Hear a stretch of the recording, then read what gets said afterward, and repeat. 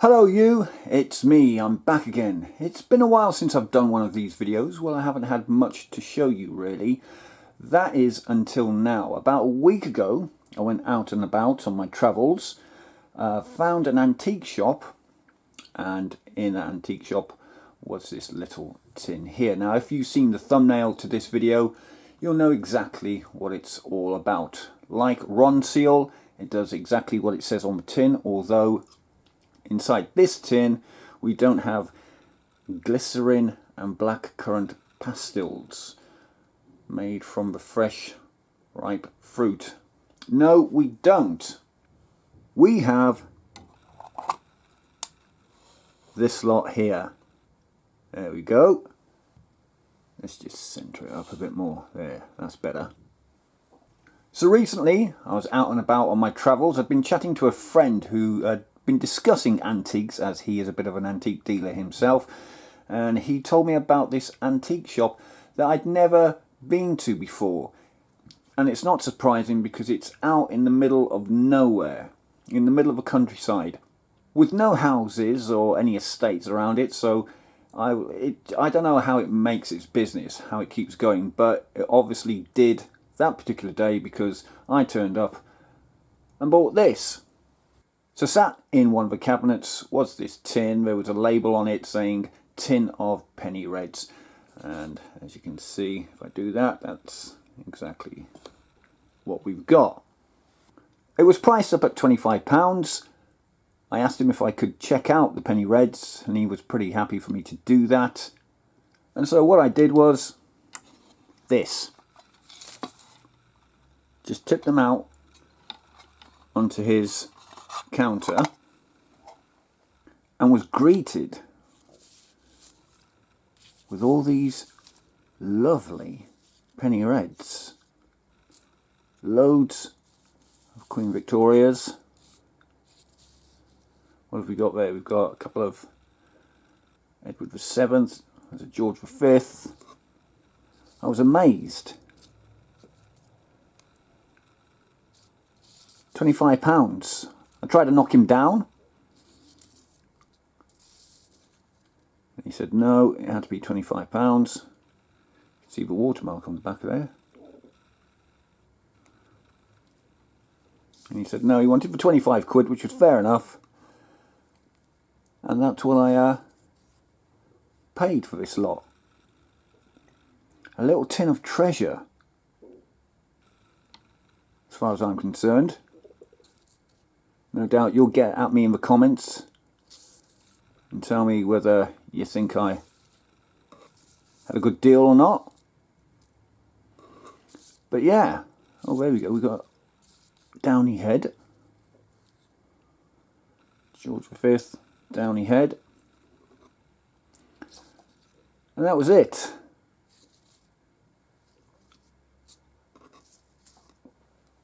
Now, I obviously saw what I was buying before I did this particular video, but what I haven't done is count up the different types of stamps that I have in this little collection.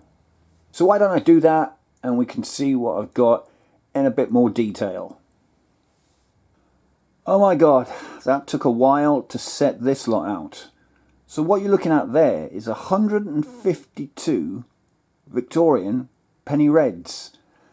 There are imperforate examples, penny red stars, and then obviously later perforate examples there.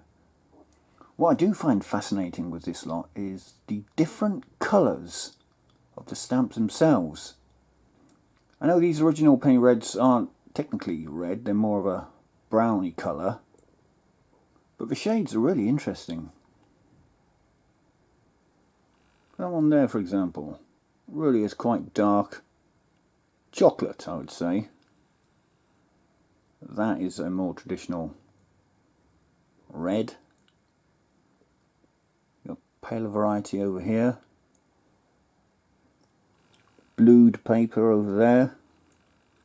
It's a real patchwork quilt, don't you think? There's going to be hours of fun going through this lot, checking out the plate numbers and researching some of those postal markings. finding out which number relates to what town here in the UK. So that's the Victorian examples from that tin.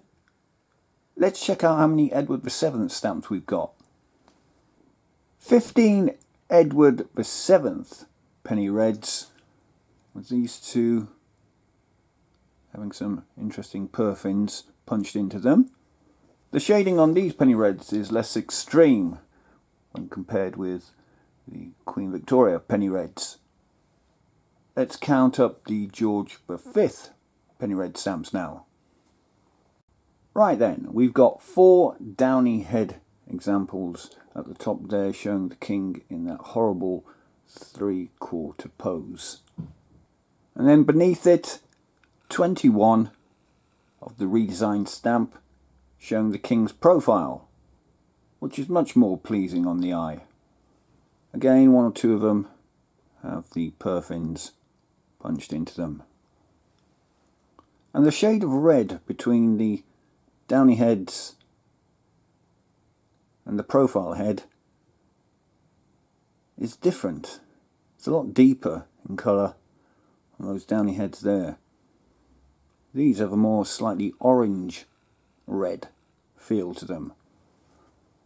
Let's count up the George VI stamps now. Right, there we go. After a quick sort through, you can see I've got 29 George VI penny red stamps. Well then, when I went out that day, I didn't expect to come back with so many penny reds. The big question is now what to do with them all. Certainly the Queen Victoria stamps are going to require a lot more thorough investigation and study.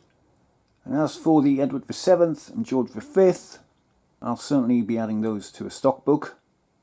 And the George VI, well, I might pick out 1 or 2 of the really good examples and file them away along with the rest of the collection. So that's it for this mad little video. Anyway, if you've got any extra information that you could throw my way with regards to these stamps, I'd really appreciate it. Do get at me in the comment section below. And let's get a chat going. Alright, I think that's it for this one. Thanks for joining me. If you have, remember to hit the like button if you haven't already. Please do subscribe to the channel because it costs you nothing and is totally free. And until the next video, bye for now.